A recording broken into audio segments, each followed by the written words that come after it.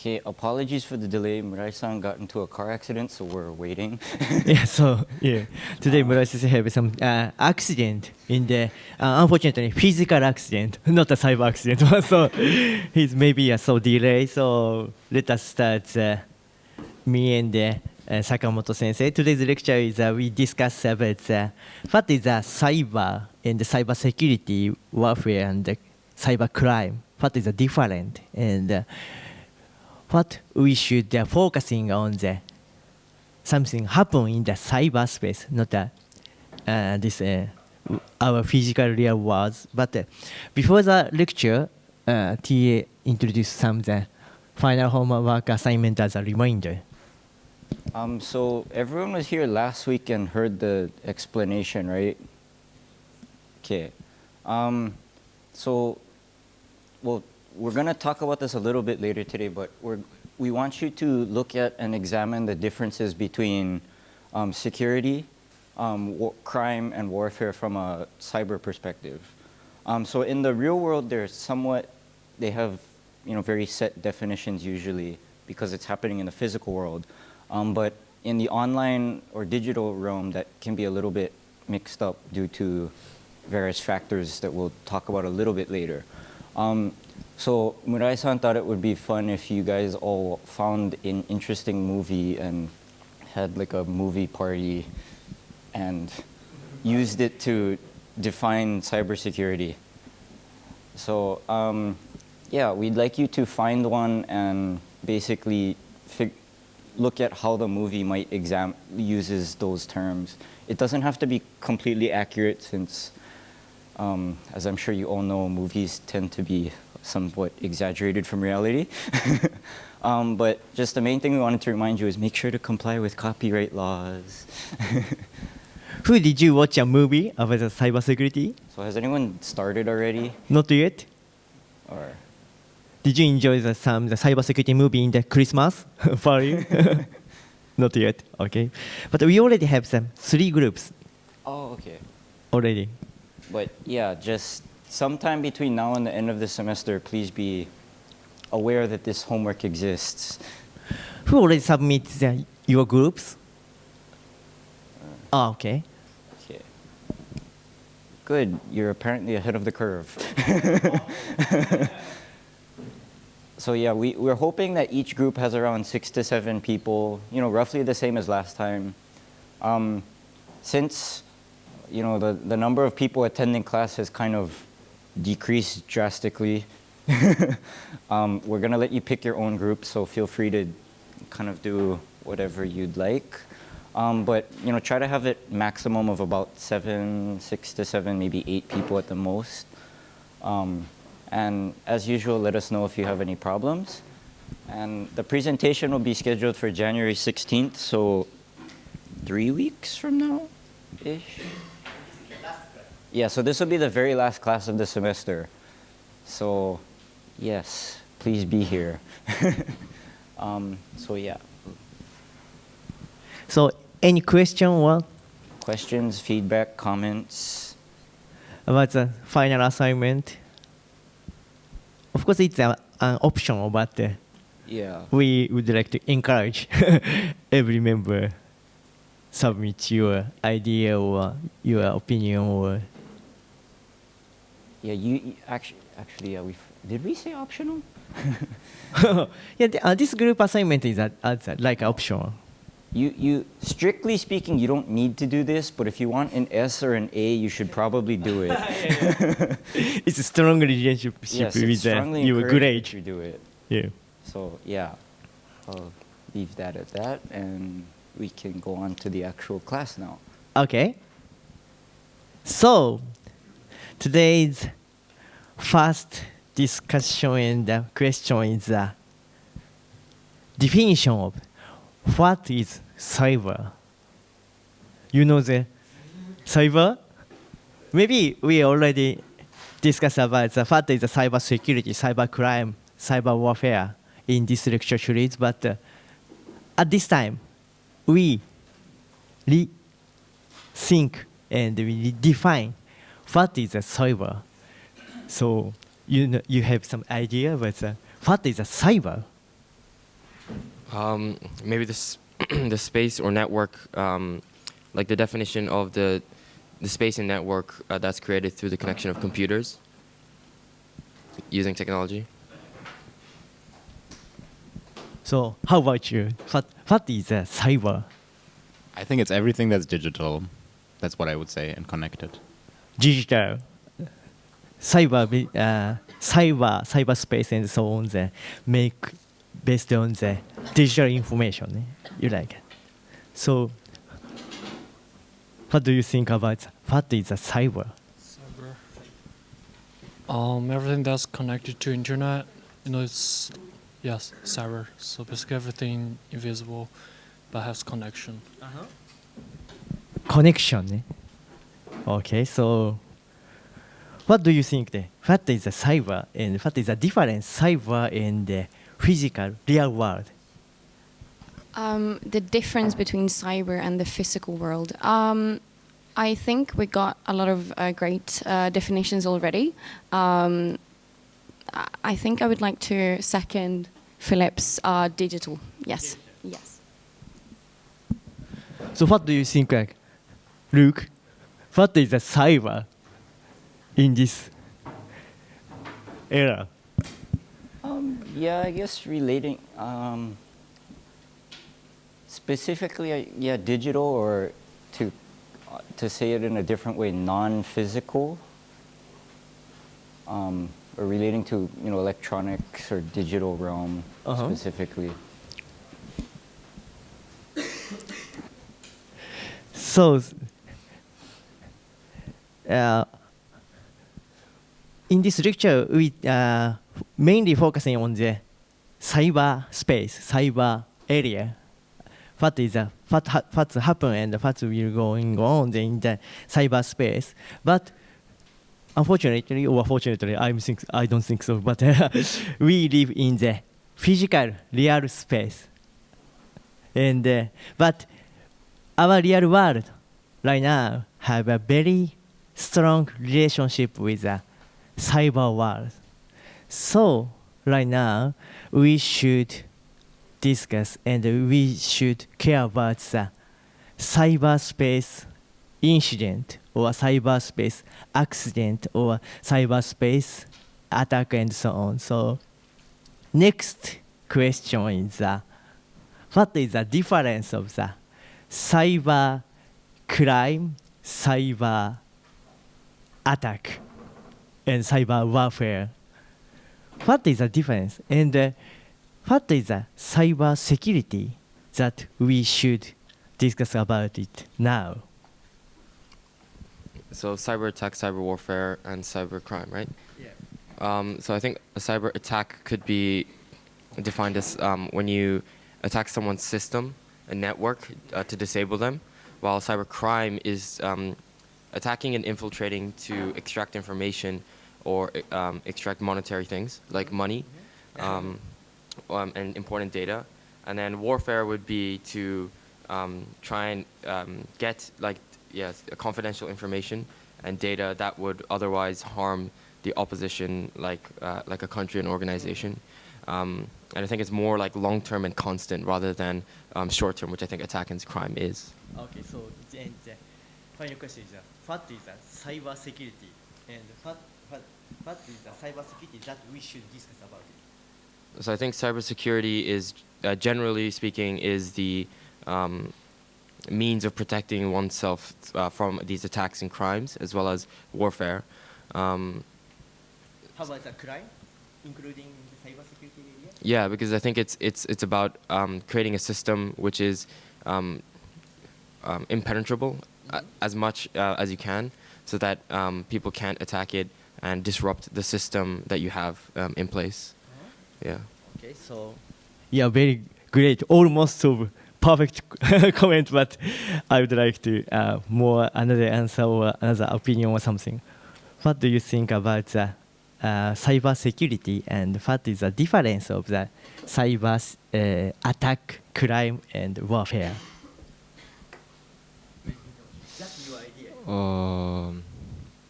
I think the difference between attack, crime, defense, war, it has to do with the scale. Scale. Yeah. So like attack, I feel like it's something that like individual or like small group does, and crime is something like middle-ish, like not individual but bigger group, and war is like I don't know, like maybe between nations. Yeah, something like that. So some nation scale. Yeah. Company scale. Yeah. Individual scale or something. Yeah.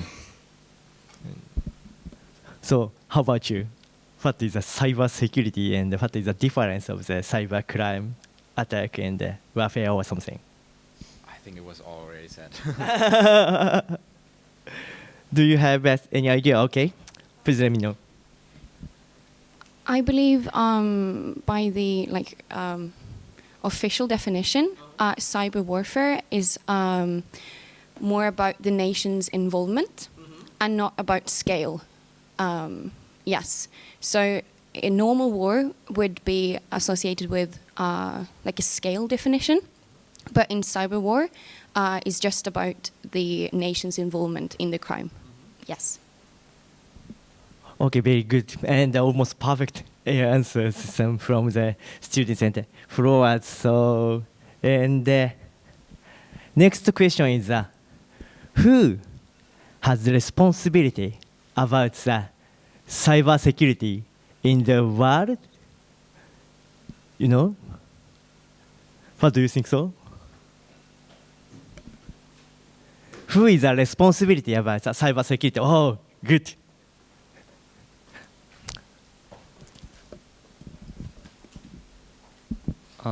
I think that it's pretty much up to anyone who might be attacked and anyone who they pay taxes to or who they hire or who otherwise is in a position of responsibility for that. I guess it would be mainly people who have power. As a comment or as an idea or something? What do you think then? Who has the responsibility about the cyber security? Who protect some from the cyber attack or something? Who should have some responsibility and who is the response? Person who provides the internet service for the customer. It's like a company or something. Yeah. Okay. Service provider or something. Okay. Okay. I think we again need to really think about the definition of cybersecurity. As we talked about, it's a difference between cyber war and cyber attack. Cyber war, the nations should be able to protect their, or the states should be able to protect their citizens. But when you talk about cyber attack on a more individual level, I believe it's the service providers, but also like a personal responsibility as well. Okay, so your idea is we should define some of the responsibility person about for the cyber attack, cyber crime, and cyber warfare and so on. So we have many multi-stakeholder or multi-responsible person for each other domain or something. Okay. Any other comment or something you have? Okay.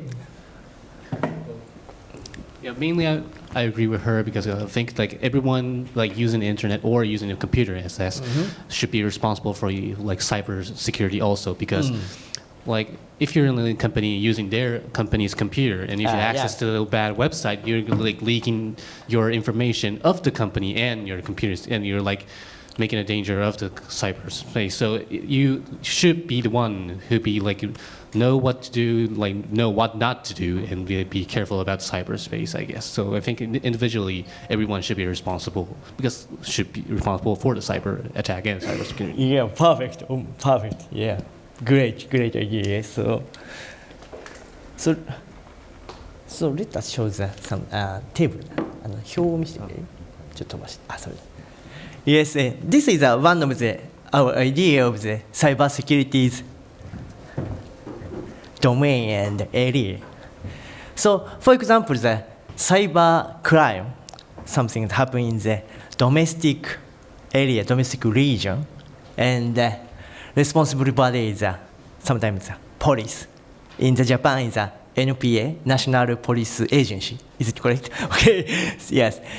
Maybe basically police care about some crime, not only cyber crime but also some physical or real crime and so on. So maybe police should have some responsibility about the cyber crime in the domestic area. And the next is warfare. Warfare is basically it's causing some international and or nation to nations communication or some trade or something. So and maybe military or cabinet or something should take a responsibility about some warfare, how to solve some international issue and so on. And attacks is a little bit complicated area, but some attacker or some cracker would like to get some money or some get valuable information or something from the government to company. So cyber attacks happens every space in the global cyber world, and maybe service provider or system operators have some responsible about the incident or attacks. So I go back to slide 5. So for the final our assignment, let we discuss about what do security, cyber crime, and cyber warfare mean in a real world context. We discuss about some security crime warfare issue in the cyber world. First to the last our lecture series, but right now, don't we discuss about what do the like this cyber security, cyber crime, cyber warfare issues? What affecting on the in the real world context? And so because next slide please. Yeah, this is what is relationship with our real space, and upper side is cyberspace. In real space, we have some region like nation, Japan, US, or something, and some region, EU or some EU 以外の region って何があった APEC or something. And also we have some United Nations. It's like discuss about the global governance, how to create a good world in the many nations. On the other side, we already have some one cyberspace called the internet. It is a truly global space. We don't have no border. We don't have we have a firewall, but we almost don't have any other wall. And at first, very early internet just can deliver some digital information, like text, or like a small picture, or a small music or something. But right now, internet can deliver almost all information, including some physical issues like the finance and the governance, sometimes healthcare, and almost not all the information, but also not only information, but also some the mobility or physical trade and so on. So right now we should discuss about cyber security from the point of view of the global space and the global view. So Sakamoto Sensei, for example, please let us show some current discuss about in the United Nations and so on. So global values. I will introduce the international discussion and first of all do you know an Estonia accident? Okay, and DDoS attack in Estonia in April 2007 triggered the international debate. 2007. Okay? So at first, do you know the current Estonia case? You know the current Estonia situation? I believe that Estonia is one of the best cyber cabinet systems in the world. And Estonia have almost of all public service in the cyberspace. So finance, 住民票 Estonia is one of the, I think they're probably the most advanced economy right now for online government services. So if you have the plastic My Number card, it's very similar to that. But they've completely digitized everything. So even if you don't live in Estonia, you can actually get one and use it to start a business in Estonia. It's what is it? E-government. E-residency or something. And e-residency. Yeah.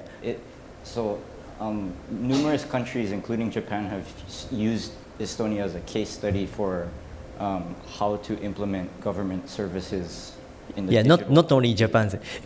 Almost all countries. Yeah. But yeah, so I think they even do their elections online. E-election. Yeah. So a lot of those risks that don't exist in the physical world become relevant in the digital one when you start removing physical presence from the equation. Okay, and there is no evidence, and somebody point and Russia may attack Estonia. There is no evidence, and somebody say, okay? And next year, and Georgia also received DDoS attack. And do you know, and Arab Spring occurred 2011. Also, and Arab Spring and triggers international debate. And after that, and 2011, and G8 Deauville summit in France was held. And usually, and G8 summit meeting deal with cyber security issue or internet issue. And this deal with the three main topics. One of them, and summit president and discuss how to deal with internet issue, and this is the start. And also, and 2011 and London International Cyberspace Conference was held. And after that, and this conference will be held almost every year.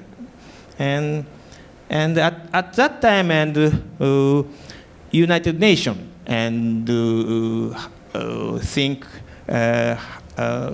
United Nations how to deal with the cyberspace. And this is a start is I'm sorry, I'm not prepared slide. Okay, first is you can draw the physical information on the whiteboard.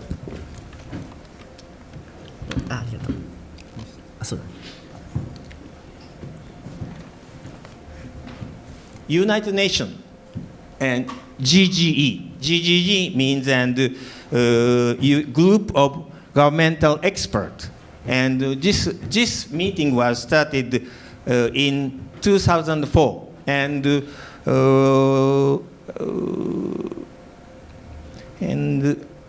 25 experts from 25 countries and discuss this issue. And the main issue is what is the role of the responsible nation in the cyberspace. And main topics, and we have a current existing law, and you already said, and also, and there are many views how to deal with cyberspace, and some country and like Russia, China, or Middle East country, and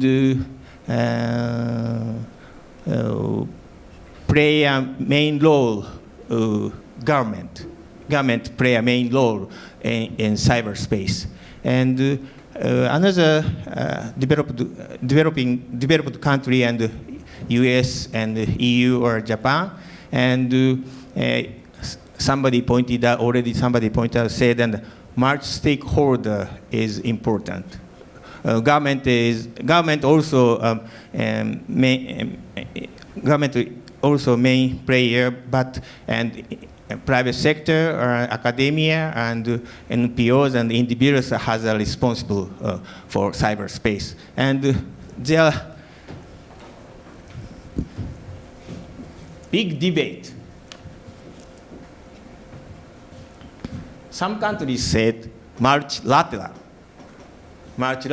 mainly nations responsible for cyberspace.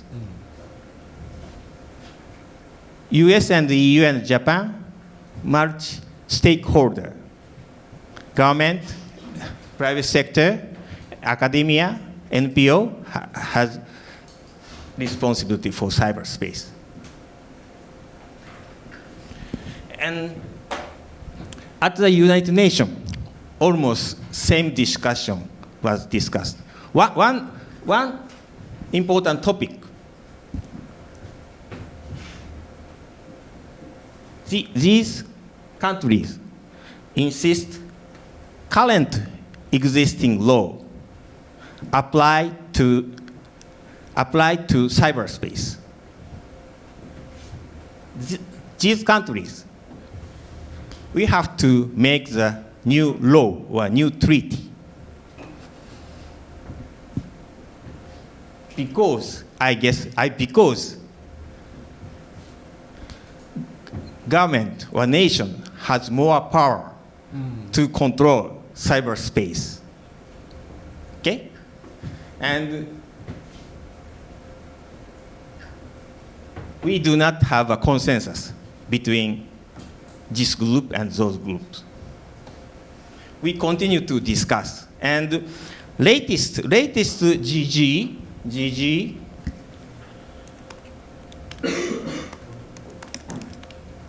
and 6 terms has started in December this year. 6 terms. 2004 start GG, and fifth terms, and this time start 6 terms.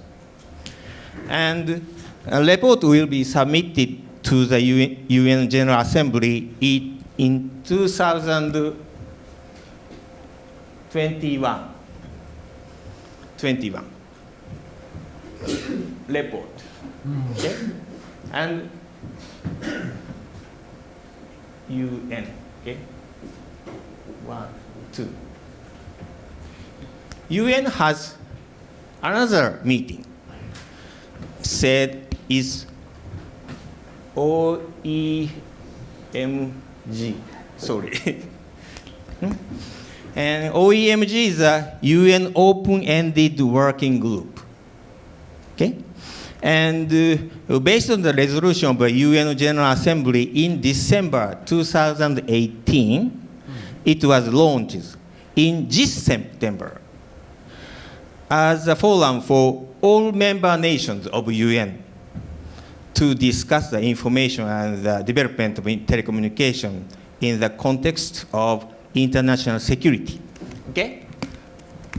This is only 25 countries, GG. All countries can attend OEMG. Okay? And OEMG will submit a report to the UN General Assembly in 2020.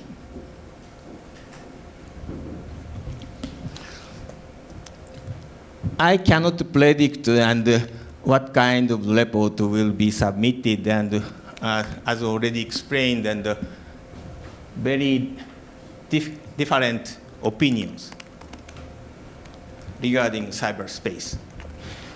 However, and it is important to every nation, every country discuss cyberspace, and views on regarding cyberspace different from country to country, and we want to seek a common consensus in the future, and it is important to discuss each among nations. Very important issue.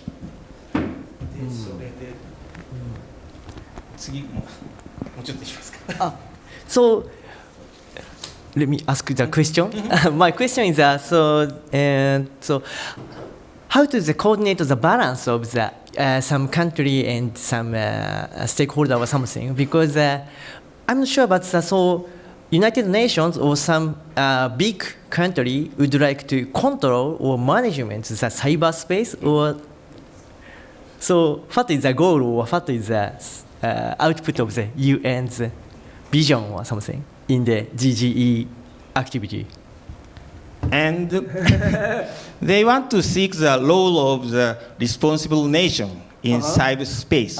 And it's like a G8 or G20 or something. Yeah. And also, each nation has one vote, and it is difficult to get to a consensus. And however, and I appreciate the activity of GGE, and it's a starting point, exchange views among nations. Yeah. Okay, so I asked some students, so what do you think the UN should take a responsibility about the cyberspace, United Nations? Yes, I think yes. You think so? Yes. How about you? Yeah, I guess, but I think it's like very hard for the UN to just like control the internet. So yeah, I think that's a very controversial question, but I'm not sure. So another question is UN have to control the internet. What do you think? I think we need to have it because so that they can see the overview of what they are doing right now. So okay, so so what do you think the developed country like a G8 should take a responsibility about the cyber security and the cyber incident or something? Instead of the developing country. Right. I absolutely believe that they should take responsibility. But in the UN, I mean, it is a multilateralism approach, right? So they need to find a common consensus. That's really hard. Negotiations are hard, and I do not believe that it can always be that effective. So yes, we can say that yes, they should take responsibility, and they might even say that yes, I'm going to take responsibility. That might not always be the case. Yes. Yeah, good, great. Yeah, this is truly internal governance and how to collaborate with any other countries, not only developed country, but also now the developing country and so on. And it is a kind of we call sometimes internet neutrality and internet inclusion and so on. Sorry, Sensei. I think and UN is a very important role regarding cyberspace. Somebody pointed out, and UN consists of course, nation, government, and private sector or academia cannot attend UN meeting. Recently, there are different trends. Another example, And one of the big issues how to deal with the global environment. Yeah? And global environment is government has a main role, but government cannot solve the global issue, global environment. Not one nation, okay? And also, and as you know, and recently you can hear SDGs, and United Nations said to the. Do you know the SDGs? Everyone knows because it's a theme of the current year's ORF. So okay. Yeah. And UN set the goal of SDGs, okay? And to achieve the SDGs, and private sector make an effort, and also an academia make an effort, and everybody make an effort. This is another example. And in the cyberspace, we have the same make an effort. Okay, one. I have a question. Saikawa Sensei explained the cyberspace. What is the definition of cyberspace? And I think three important principles in cyberspace. Okay? 1, 2, 3. What do you think? Important principle in cyberspace. We have an answer.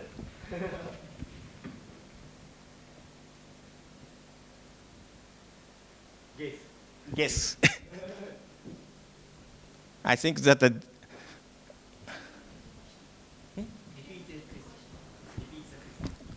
in cyberspace, what is the important principle?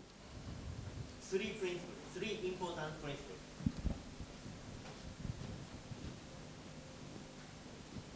In the cyberspace.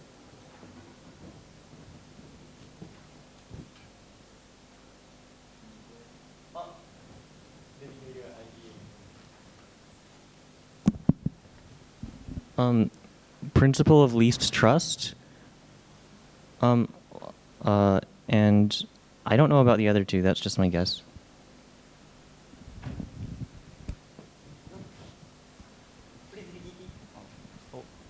Sorry. The principle of least trust, meaning like that you don't. Trust. Oh, sorry. Yeah. Trust. Okay. Important idea.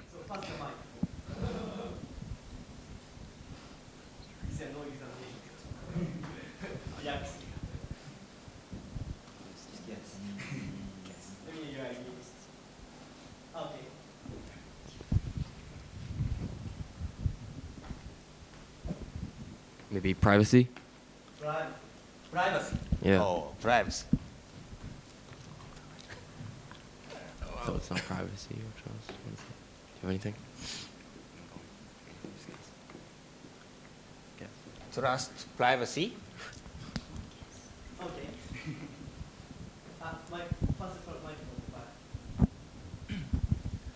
Might be security. Security.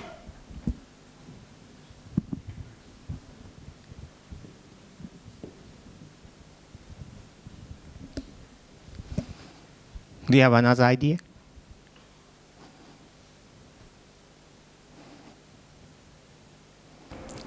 Do you have the idea? So I guess the budget. It's just joking. Any other idea or something? Trust. Do you privacy, have more general concept? security?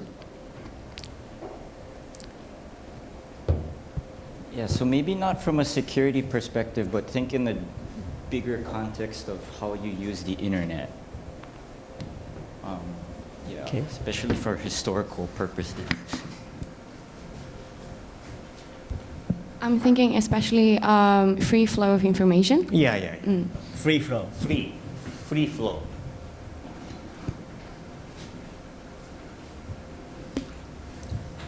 Okay.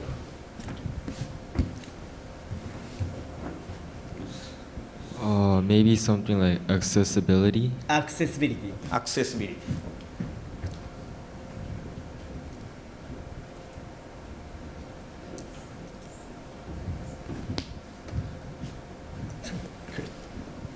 Maybe fairness.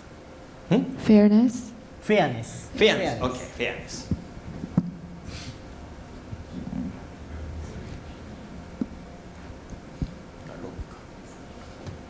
Okay. I think in the trust, privacy, security, free flow, accessibility, and the fairness. Fairness. Yeah, I think the sixth component is also important. And in Japan, Japanese government and categorize three, okay? One, first is free. Free means free flow of information, free. Include free flow of information. Second, fair. Third is secure. Free, fair. Free, fair, and secure cybersecurity. This is one category, and you said that trust also important concept. Okay, and we achieve the free, fair, and secure cyberspace, and we have to Japanese government and raise three pillars, and one is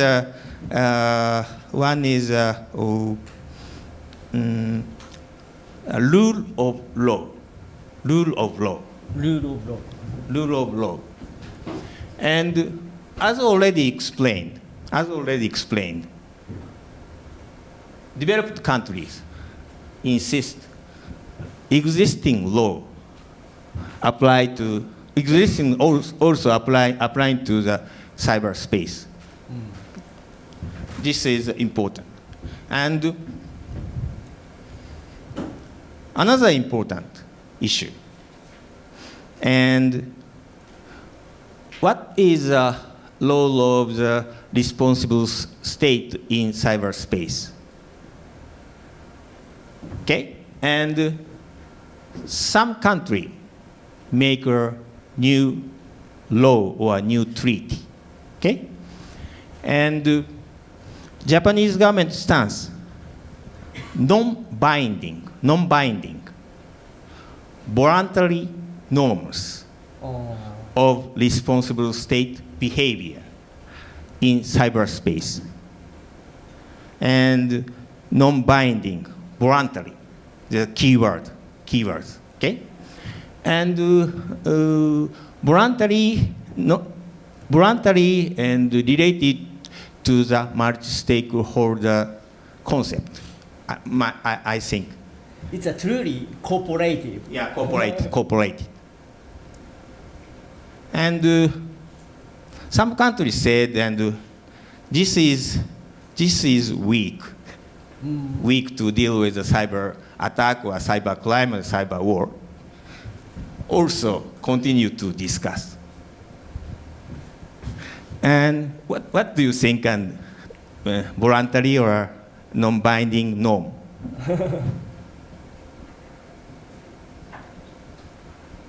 You something, or you, of course, you can ask the question or something. Well, first, do you guys know the difference between like a binding agreement and a norm?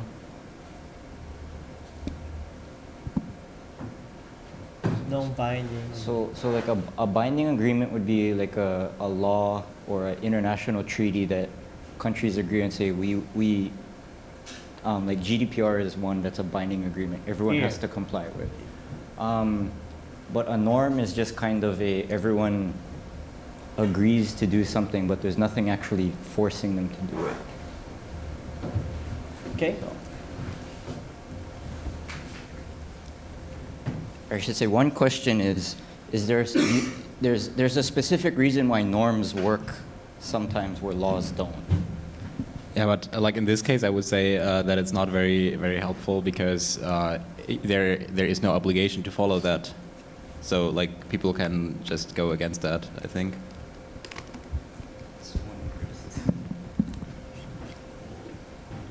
Any other ideas, comments, thoughts? As you know, we have already an cybercrime treaty. Do you know cybercrime treaty? Cybercrime? Cybercrime treaty. Treaty. Okay, and cybercrime treaty and start 2000. It's almost 2004 start. Okay, and I don't have recent rate and recent data, and almost 50 country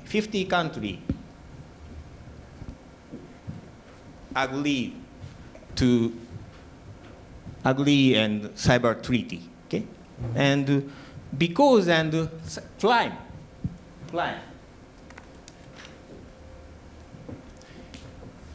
Each country has a crime law. Of course, each country has a crime, real world crime law. Yeah. This is a cyber crime treaty. And I think some area need new treaty or another binding scheme. This is a general concept, non-binding and voluntary, the basic concept. And Sakamoto Sensei, let me question. So, this treaty of about the cyber security is based on the some Interpol or some any other Interpol. Interpol. Because do you know the Interpol? Okay. And because each country's and police agency cannot solve the cyber crime, and collaboration is essential to deal with the cyber crime. And Saikawa Sensei mentioned that Interpol, crime, global crime and so on. One police agency cannot solve some issues. So one thing I want to add, kind of going off what Philip said about norms being difficult to follow and measure who complies with them is different countries, as we discussed earlier, different countries have different meanings and definitions of what crime in their countries are. So for example, most countries have a generally well accepted, everyone kind of generally agrees on what like child pornography is bad. Like that's kind of a universally accepted example of something that most people agree on. But what a lot of countries don't agree on is like defamation or hate speech or things like that. So that's where norms come in a lot more, is because you don't have to force everyone to comply with it. You get more people to voluntarily comply. Whereas with international binding laws, if you tell people, we want you all to commit to doing this, if someone changes their mind later, it becomes very difficult. So by forcing countries to take that stance at the very beginning, no one will kind of join your treaty, and then there's no effectiveness.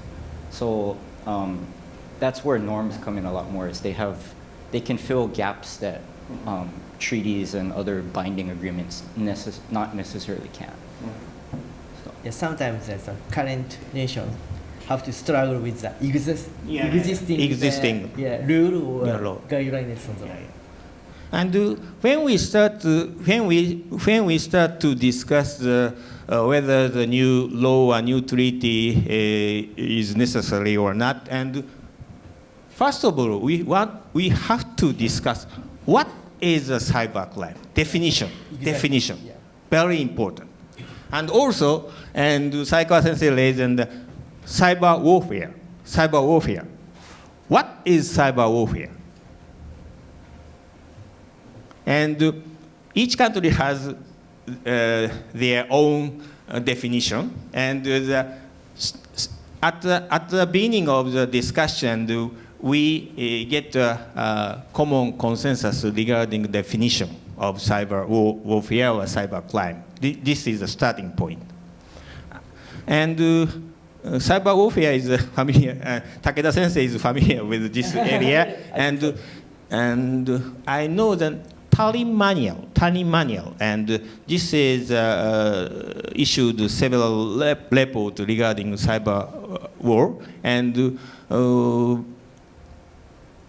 this is just started the discussion and continue to how to deal with the cyber warfare, and this is a starting point. And okay.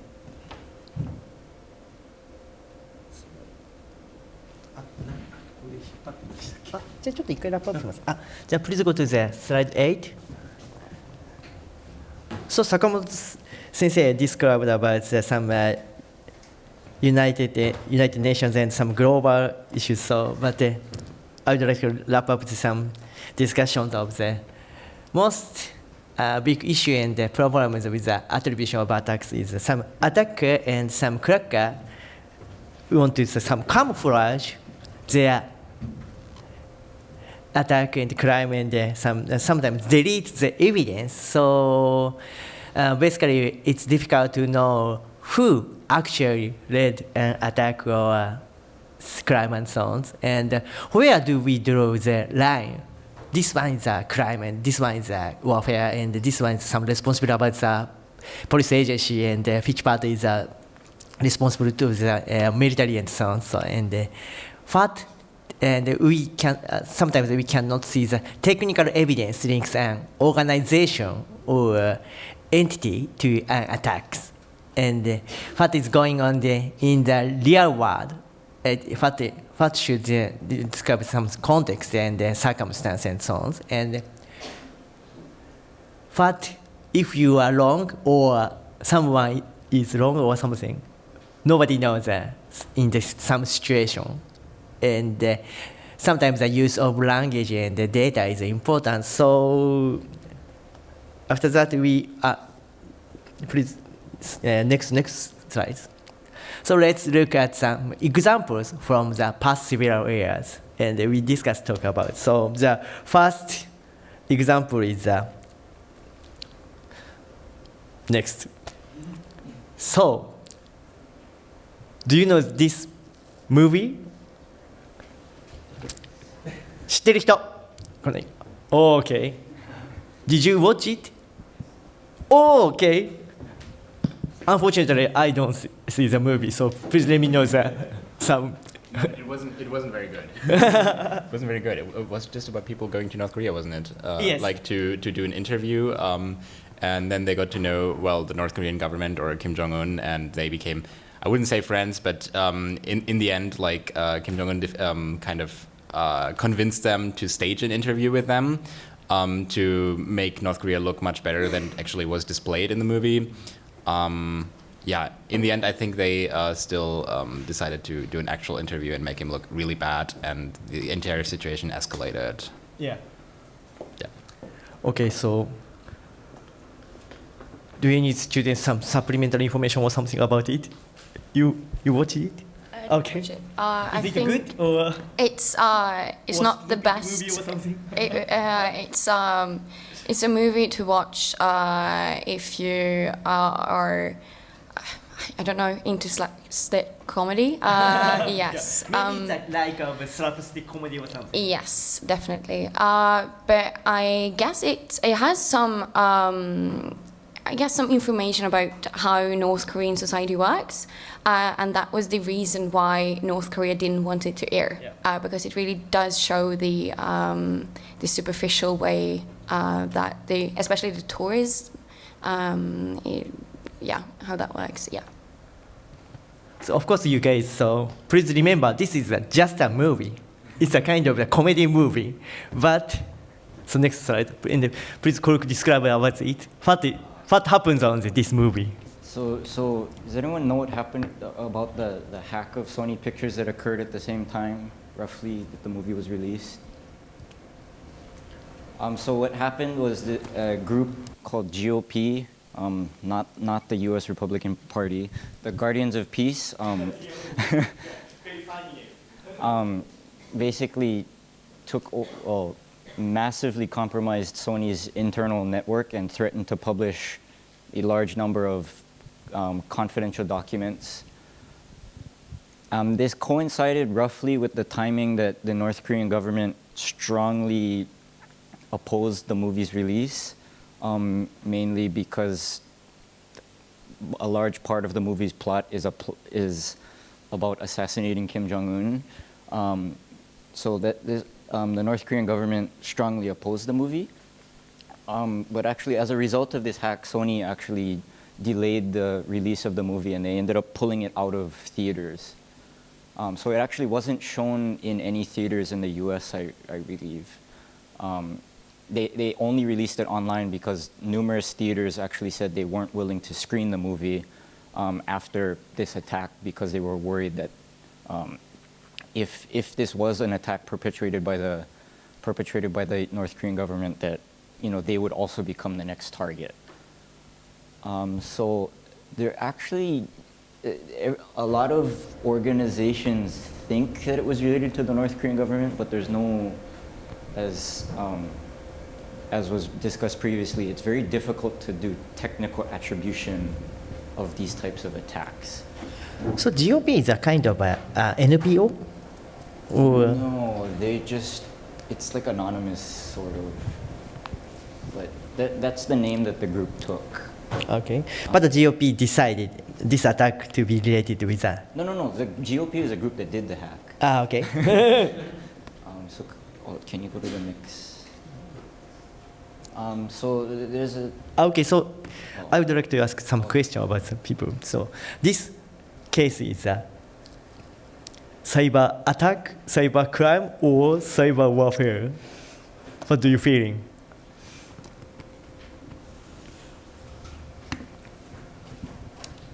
How do you smell this incident? It's mainly cybercrime, but Cybercrime. with the possibility of cyber warfare. But I think it's more, mainly cybercrime because it's believed to be related to the North Korean government, but it's an attack on a company rather than a government. So I think it's a cybercrime rather than cyber warfare. Yeah, you say that this is it's kind of a cyber crime, okay?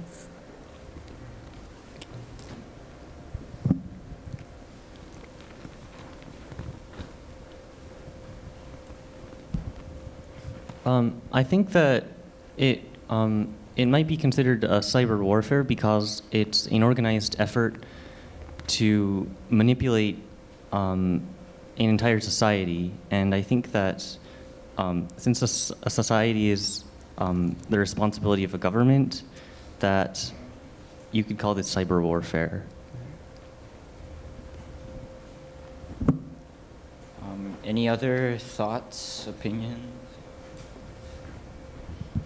So I just wanted to ask, what did they have any demands? Was it monetary things? Did they ask for a lot of money, or what did they ask for in return for the documents to not be released? But maybe storing some of the value, it's a kind of the money in kind of this, these are activities. Yeah, I think from my recollection, their big demand was basically don't release the movie. Oh, okay. There was a lot going on at that time, so there's 2 or 3 related incidents, but one of the big ones was don't release the movie at all. And then I think in that case, then it could be, like Kenta said, cyber warfare, because it's, I think they're not trying to gain a lot of money, they're just trying to influence a company not to do something that could possibly lead to the influence of a political situation in another country. Yeah.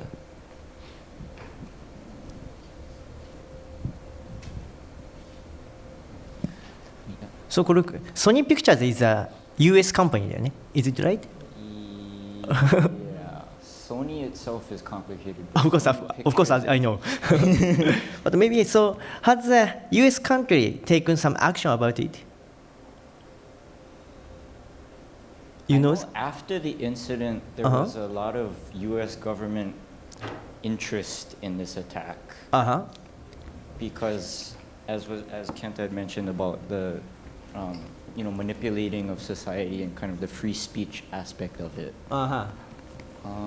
Freedom of speech. Yeah. I don't know too much though what happened after that. But yeah, anyone else have any comments or thoughts on this? We have a couple more examples, so feel free to ask questions later. Okay, so next is the GitHub issues in the 2015. Oh wait, so go to the next slide first. All right, does anyone know what GitHub is? Who here codes? Actually, wait, you all took Shoho Kiso, so you should all know how to code, right? If you've never used GitHub, it's basically kind of like a collaboration platform for code. You can share and collaborate. A lot of businesses use it. So like Microsoft, they actually bought GitHub recently. But a lot of very prominent open source software projects use GitHub. So should we go to the next slide? Including the Great Fire open source project. This group is they started in 2011 as basically to bring transparency to the Chinese government's censorship of the internet for its citizens. Next one. And one of them and some other open source projects make heavy use of GitHub because it's such a large platform and it's located outside of China.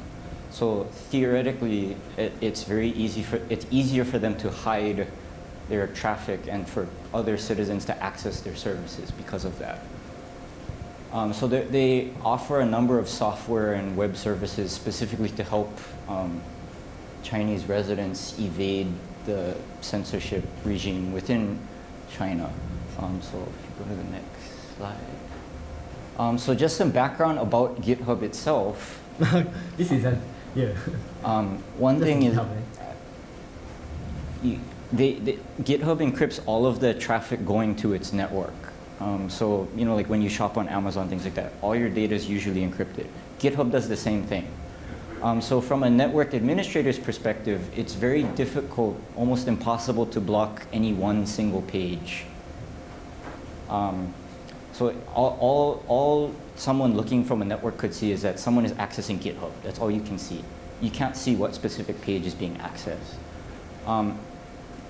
And so the Chinese government has an incentive to prevent its citizens from accessing GitHub.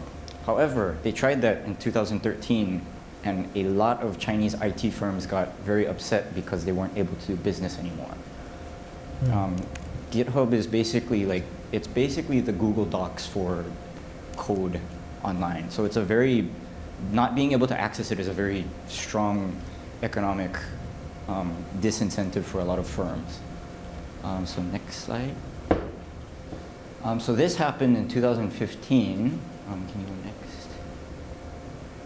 GitHub was DDoSed. Massive DDoS.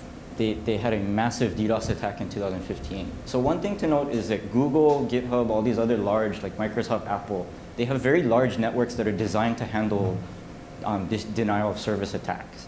So if sites that succumb to denial of service attacks, especially large ones, usually have either massive organized crime backing or some sort of government involvement.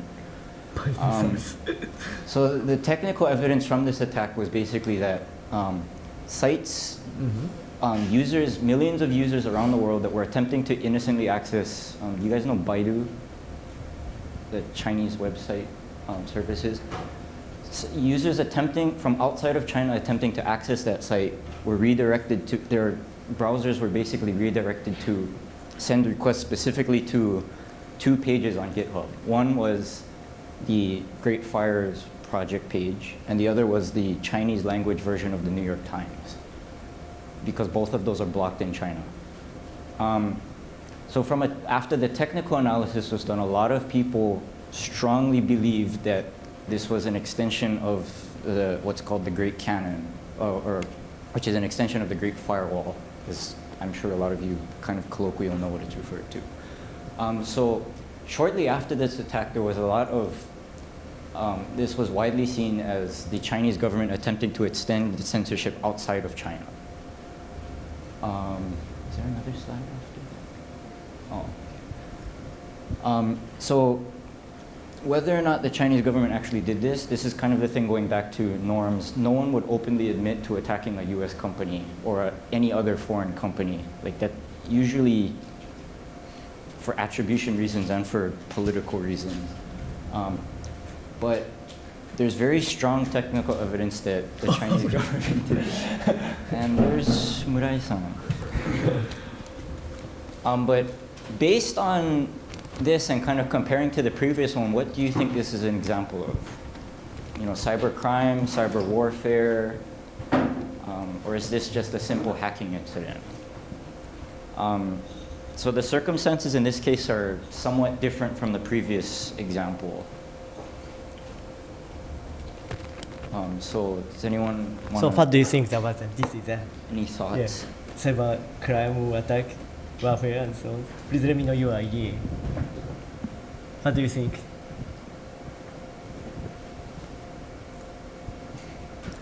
And Murai-sensei, we already discussed about the very good movie about the interview made by the Sony Pictures. North Korea movie. North Korea movie. Yeah, North Korea, US movie about that. All right, yeah, that's very much a national reasons why it happened. So. And this is a case too, GitHub attack from the maybe China. Okay, so you already went through the, case by case or what? We're in the middle of doing the case. Yeah, some examples. So you already discussed about the difference of those three categories, right? Yeah. Okay. All right. Then do we have a next one or? Next one is the Ukraine fire. We were just seeing if anyone had any questions or comments. Okay, so you already discussed about those three. So, yeah. So what is the difference? We do have a kind of I think two more classes. Two more, yeah. Two more classes. And the last one is some student presentation. Well, actually, yeah, but then So what I would like you to think about, we already discussed about this today, I believe, that to my experiences, then the confusion among those three are not quite organized or defined well, which is a very risky status of the world of the cybersecurity. That's my understanding. So throughout the year, I think I'm gonna work. I don't know how long it takes. So year, 2 years, 3 years, I don't know. But I try to write the paper, working on the structure and convincing the government, not only the Japanese government, but also the global space from a various point of view. So that kind of the sequence of discussions I would like to raise. So before doing that, then I decided to share that idea with you so that you can be the first input to my opinion. So that's exactly what I want you to help me in terms of kind of continuing this discussion. So the point is we have a do we have that kind of pyramid picture? Okay, so please go to the slide 32. Okay, when I was talking with NATO, and they were talking about cybersecurity things, and it's things like that. And because from a NATO meeting, then you can't carry anything out from a NATO headquarters. So that was in my mind, and then I kind of draw the concept, right? So they are worrying about, they are in charge of the red one, right? Of course, they are armies and the military, everything. And so this is how they are, generally organized for the military thing. So the policy, strategy, operation, tactics, and the logistics, right? Okay, so this is how they are operate, the defense administration. So they just put that structure into the cyber thing, which is a red one. So red one is nothing special in terms of their daily operation of the thing. So what they are worrying about is that there is a cybersecurity things going on, which is a global space, which is not international. The warfare is a fight between the country. So there is two countries fighting against. So there is a top person in the other side as well. And the worst of all, before the cybersecurity, about the cybersecurity is usually when they are fighting, all right, okay, if you are the enemy of me, right? Are you a soldier? You are not a soldier, right? You are not a soldier. Just a student. Then even if we are fighting, then you are safe, right? We don't attack you, right? So the person has to. The war only happens to usually the person with the uniform for the military, right? Those are the people, and then so sometimes they do the mistakes to kill the normal people, citizens, right? But that's a mistake, and they're having a lot of mistakes. But then fighting is between the military people and the military people, right? Yeah.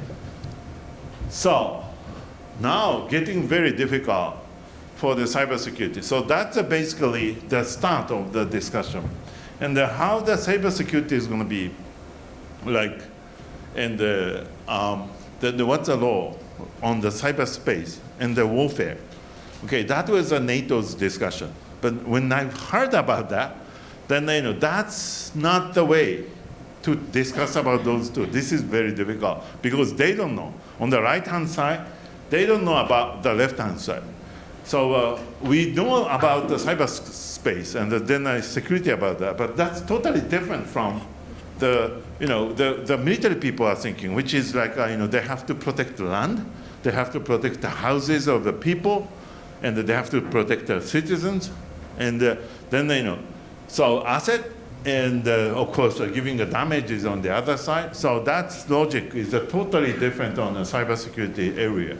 So, but then my idea basically is let's put one more pyramid into this picture, which is a cybercrime thing, all right? Because it's a cyberspace times crime, and therefore there is a solution about the domestic way of solving a crime and arresting people, and then there is a penalty mechanism as a regulation. So, which is much more easier to compare with the cyber defense thing. So let's put the cybercrime instead of a cybersecurity in there. So what's the difference between the crime and the warfare? Okay, so then then the two pyramids, right? And then cybersecurity coming at the last stage, but we have to be very careful. The cybersecurity, which would not be understood by police people, military people, cyberspace is global, all right? Cyberspace owned by nobody. Cyberspace operated by nobody. Okay, then so cyberspace security is all the a little bit different dimension. It's not the national mission, right? So then keep away from cybersecurity, and then think about cybercrime and the cyber warfare. What's the international thing, domestic thing, and then police relationship for the international part. Okay, those are the two parts.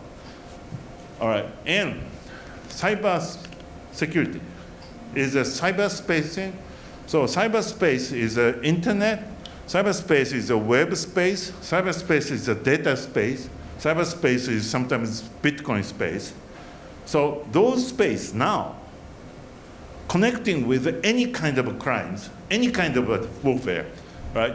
And any kind of cyberspace. Sometimes they're putting all the fancy functions to the warfare people, so as to the crime people. Okay, And then, but the control is not depend on the government, it's nation state. Therefore, is there any way to think about this, cyberspace, for their purposes? Two questions. One question is, other than the crime, other than the warfare, defense, is there any other thing we should think about? It's a global space in the human being. So, for example, health, education, children, baby, life in general, human being. Those are the space of the global space issue. You can commonly, no matter which nation state we belong to, probably that's a common issue. Therefore, that can be, we can do something on a global space. What they did. And what it is, and then the relationship is those two. So those two means the crime and the defense rate. Okay, so basically it's not that easy, and the people are not understanding very well about the global space and the cybersecurity relationship. Cybersecurity sometimes, for example, today's discussion and the example about the North Korean movie created, so somebody hated that, so Sony Motion Picture Association was attacked. Okay, so that's a big, looks like a North Korean will to attack that, but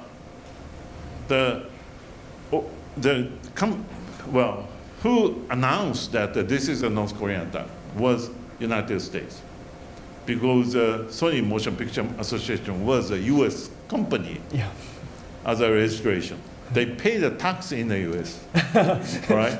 So the network operation was done global by Sony from Gotanda. Okay, so this is a global space. So so global space of operation, I have to be very careful. This is not what I know, but this is what I'm expecting, right? Okay, so don't believe in that. Right?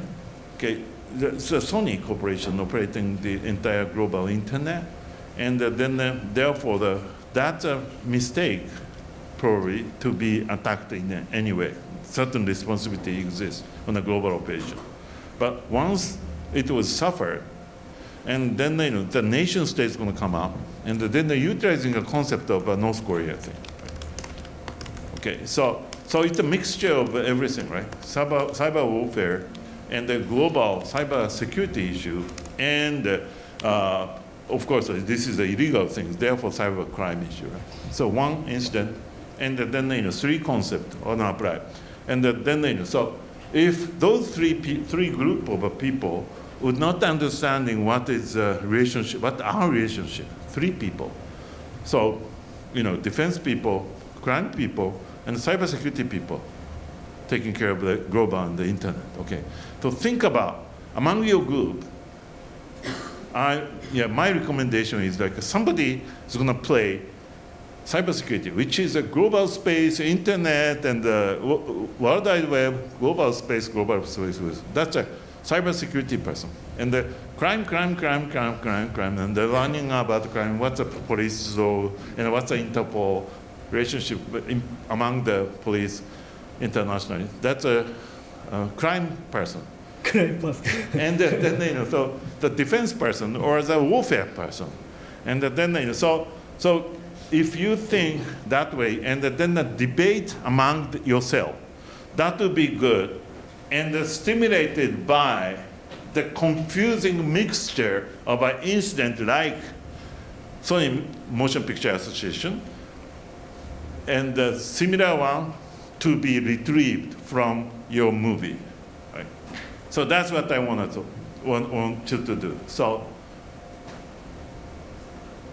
assignment was done. Done. All right. So how many of you already saw some kind of movies relating to that? Not yet. Not yet. The answer is but not you yet. saw a cybersecurity related movie already, right? In the past. Okay. So yeah, you can revisit that movie, but then I think that way. So make sure that those three laws, three domains, and then they identify the domains, and then they know what should the future would be. That advice is not only to me, but also to the future of the world. So, is this time up? Okay, so any questions? Good conclusion. Any questions? You understand, what I want to achieve and the issue?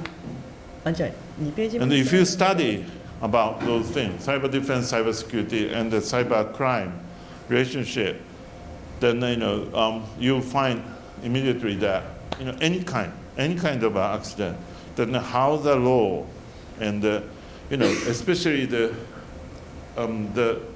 structure wise, then it's a very confusion happening all over the world. So I'd like to release that confusion for the better environment on the cybersecurity area. So yes.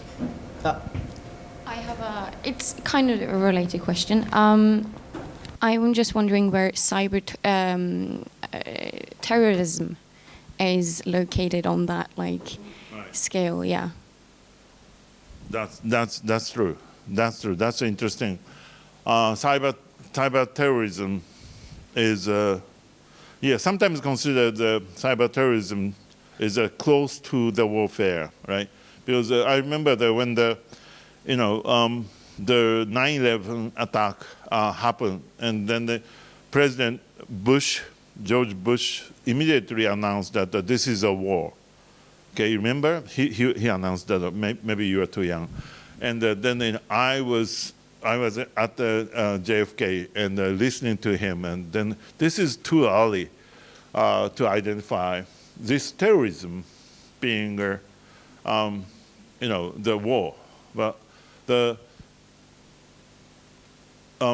they had a tremendous amount of the evidence that Osama bin Laden and the group used the email to control everything. And so, after 3 years later, then we were known. They disclosed that email surveillance by UK found that kind of thing. Therefore, that was started from the cyberspace, and then in all the communication and the network of the control operation of the entire terrorist attack was controlled by email network, and then so that was known afterward, and then probably President Bush knew about that. Therefore, he immediately said this is war. So war between the Taliban, Osama bin Laden, and the Taliban, and the United States. Right? Okay, so Osama bin Laden and the Taliban are not nation state. Therefore, it's a little bit a different warfare definition. But he used that word. So yes, that's very close things. But on the other hand, terrorism is like happening in many cases. It's more toward the personal and the activity or the community activities. Therefore, if that is inside the country, then it's probably the crime territory, right? And terrorism is a crime, and it's more toward hurting people and destroying people. And the crime can be anything, but then once a crime can destroy people and unrelated people, it turned out to be terrorism, right? So terrorism is something that attacking unrelated people, right? So that's one pattern of attack, and then very likely the domestic, but it can be warfare. Yep, right. Yeah, terrorism is that probably killing unrelated people, right? That's a terrorism. So that can be happening for the crime as well as a warfare. Okay, all right. Thank you very much for the discussion and the understanding. So sorry about the late participants on the class. My crush was attacked by my car, one car back. Yeah, And it's a physical attack, not a cyber attack. I was stuck in the. Then I stopped the entire Tomei Expressway for the 2 or 3 hours. So that's sad. And anyway, so okay, thank you very much, and hope you have a nice holiday with great movies.